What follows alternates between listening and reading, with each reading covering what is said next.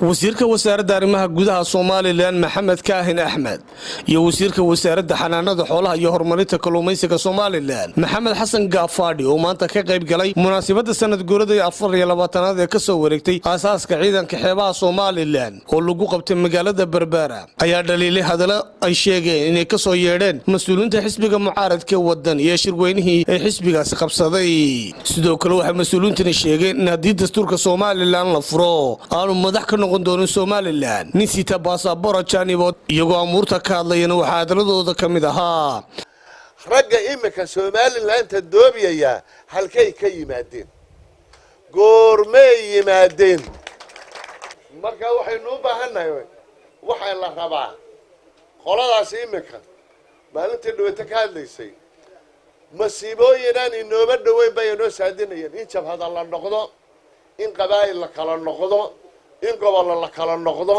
in Soomaaliland burburto talo iyagu xagga ku noolaanaya hadday sidii berigay reer noqoto isagu xaggu ku noolaanaya ninkan madaxweynaha u sharaxan ninkan madaxweyne ku xigeenka u sharaxan xaggu ku noolaanaya madaxda xisbigan wadani xaggay ku noolaanaysa ilaa waxay ku noolaana waxaynu ku wada noolahay inaynu dalkan leenahay kuwii shalaytan la hadal hayay la leeyahay lacag fara badan baa ku maqan iyo kanay sameeyeen baa maanta ugu hadal badan xisbiga kulmiyaanu nahay waxaanu ogol lahay in la xisaabtamo baloor baan dalka ku leeyahay cidloo saan idhaahdaba garan maayo imika indhowda si warqoladii maad iskaga celisi dawladda tiraahdeed anigu lacagna ma haysto waxaan ku dhistana ma haystay waan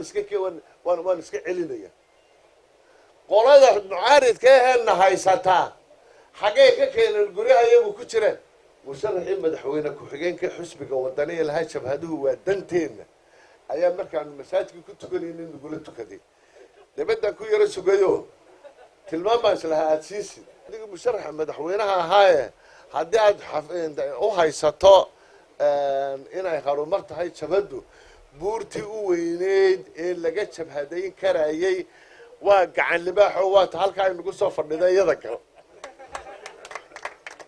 waliba halkii laga galayna wataas halkaas aniga ku tilmaamaye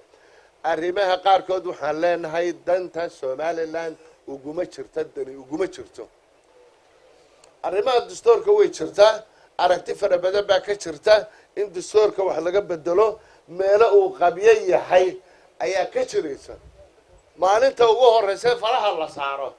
sidii xasan u sheegay ka waxaan ka noqonaysa nin isdhiibay oo dalajin nabi jooga oo baasaboor wadani oo Mareykana mid Ingiriisa mid Finland mid Sweden sita madax ka noqon maayo ayaa ugu horeysa ka qormaysa وعلى دستور كهالفور مدبرنا ولا جهدي أنا بريبا كموجي وحنو يهدي دستور كهالفوره واحد بدل لجلينيو إن عندنا ذلك الدجانين وباسبورة شنيبي ستة أو غير كيسو مغيه إن أنا ودك هل كقبان كرين با إيمان تو أنت على قرن هراء السعودة وحنمغلي هذا الله يندويتو شركي قراها دحيح حزب في وطني هذا اللي كبحيي وعاد مودو إني لفردو شب كويهين قرك كويهين وموجيني على الحمو يوني الحمو وموجيني هالكودجا يكون قرتانية وحباش اللي قالها إني عادو كالفوجاين ضل مذا يضد مذا ما هنا قدح وعنده يعران عربان الغيبي عادي أدبر ونحي واحد الدلاء هو ماشى كم وغينا متشرين صديق عرب سليبان تلفزيون عالمي هون كيبل تي في مقالة بربراء adeega cusub ee shirkadda dahabshiil iyo e-dahab haddaba macmil adeegan cusub ee casriga ah waxa uu ku sahlayaa in adiga oo jooga gurigaaga hoose goobtaada shaqo aad lacag ugu xawishid asxaabtaada iyo ehelkaaga jooga daafaha dunida